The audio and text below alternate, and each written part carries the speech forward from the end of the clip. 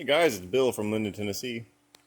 My little Volkswagen has been off the road for a little while. I had just gotten to the point where I trusted it. I did about 100-mile drive one day, and it would start and run and idle and didn't smoke, and it was doing really, really good.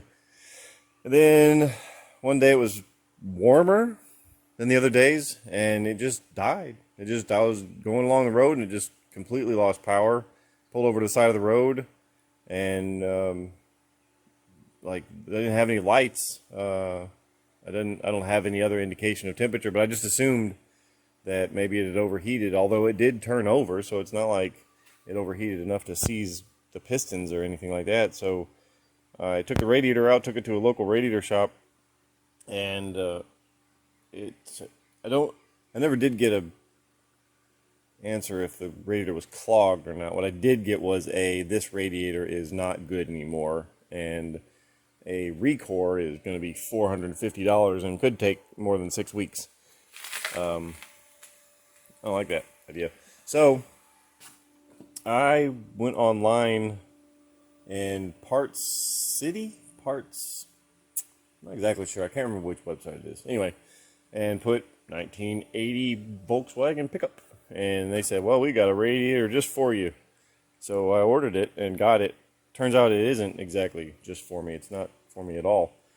So on the 1980s, I don't know when they changed this, but on the 1980, on the bottom of the radiator, it has little rubber isolators. Let me walk back here, see if I can show you what I'm talking about. So, yeah, on the bottom of the radiator core support, it's got these little radiators, these little rubber isolators. So this part screws into the frame down, and in this part, a tab on the radiator slides over that, and you put a nut, and that's what holds it. And then up here on top, you got this little clip, and that holds it from going back and forth like this. Well, they don't make them like that anymore. You can't get them anymore, and a recore is $450. So I said, no, not going to do that. That's silly. So I was going to return this other one, but I thought, well, hell, it was only $70, and it's this nice aluminum core. It's very, very lightweight, plastic sides. I don't know how long this thing will last. It's probably not any good for anything, but a few problems, though. The lower radiator hose on the original radiator kind of tilted down to 45, and the one on this one goes straight, and then this return to the coolant catch tank, this is sort of right here on the other one, but minor stuff. I took two lower radiator hoses and spliced them together so that they'd be turned at the right angles. The top one worked fine, and this one I just brought it over here. The big problem was on this radiator, it has little pegs that stick down.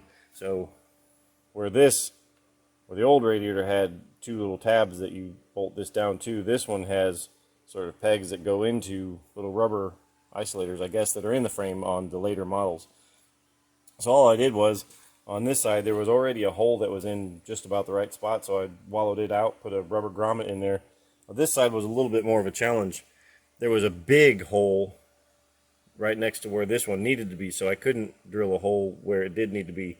There, I don't know if you can kind of see down there. See where that big hole is? I need to get some more light in there. Maybe you can. You might be able to see this better than I can in this camera, but I'm struggling. Anyway, right about in here, there's actually, it's a double plate. Oh, that's better. Oh, there we go. Right there.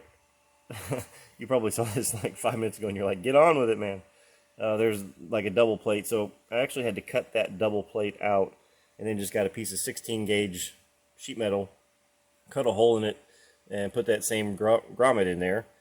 Stuck that grommet on the radiator, dug a really big hole underneath that little piece that I was just talking about, underneath that little piece that I cut out right there. Cut that and put a piece of tape on the 16 gauge, put all this stuff back together, held that piece of 16 gauge where it sits, pulled the radiator out, and welded that piece in there. So I don't know if that made any sense at all, but the point is, it's mounted. So the problem with that, since I don't have bolts holding little tabs down anymore, there's nothing to hold this thing from bouncing out. So I made these little brackets right there. There's some little some little slots on top of this radiator and this plastic part. So this has got a little tab that sticks down. It goes over and up, and then I got like a little backing plate that I just drilled and tapped for quarter 20 bolts.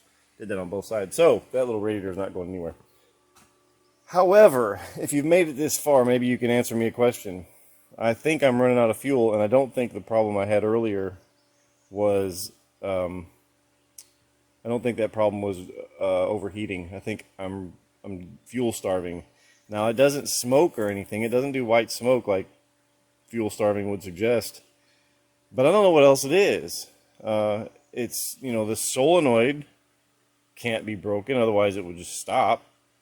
It runs fine, and then it doesn't. So I just have to believe that it's fuel starvation. So I think I'm going to put a fuel pump. I'm going to get a little diesel, one of those little diesel fuel pumps, and sort of mount it back where the fuel tank is, and just have it wired into the ignition. So when you turn the key on, it goes. Yeah, I mean, I don't know what else to do with it, but. So, if anybody has any suggestions, anybody that made it this far, first of all, thank you for making it this far. And please let me know what you think I should do. All right, thanks for watching.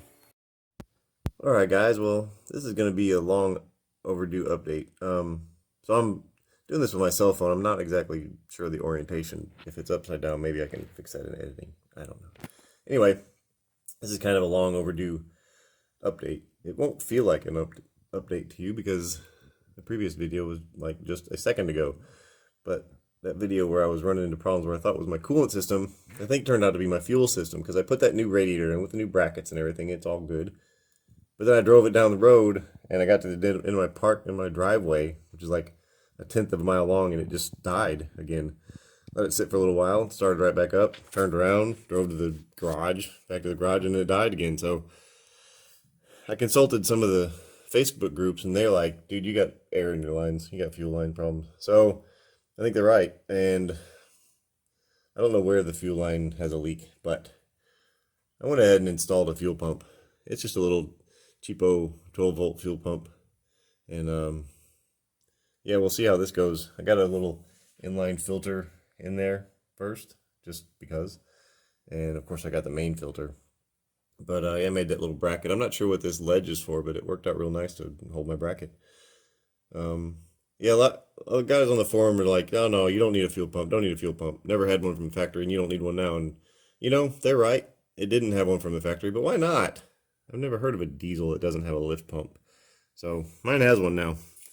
And we'll see how it goes. It's pretty late tonight, so I'm probably not going to get this done. But I'm going to run these wires up to a relay, and then have the relay activated by the wire that goes into the fuel solenoid. So yeah, and I'll probably get that done tomorrow, and hopefully this thing will work. So all right, we'll see you tomorrow. So got some resolution for this thing. I ended up putting a fuel pump on. I showed you that, but that didn't do it. I managed to make it all the way into my driveway, and that was it. So the last thing that I could think of before I rolled this thing into the river was the little fuel line that goes from the gas tank to the hard line, this one. And I don't know why I didn't just change this in the first place. This is 43 years old, that fuel line.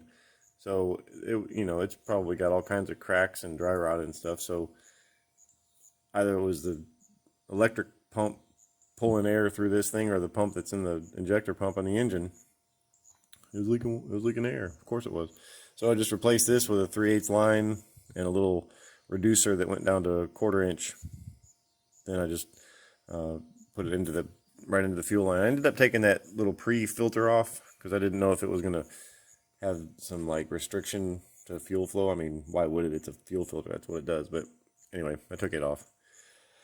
And lo and behold, it works like a champ now. So, yay. And I even went ahead and disconnected the fuel pump and drove it around, and it drives just fine even without the fuel pump. So now that fuel pump is there, I guess kind of as a backup maybe, or whenever I change the fuel filter, I can plug that fuel pump in and it'll just pump fuel through the new filter. So whenever I change that filter, it'll make that a lot easier. So that's pretty cool. I got a new radiator. That's pretty awesome because of a misdiagnosis. But that's good because the old radiator was on its way out anyway. So I'm thrilled to have this thing going and plan on putting some miles on it. Thanks for sticking with me through this whole thing. We'll see you next time.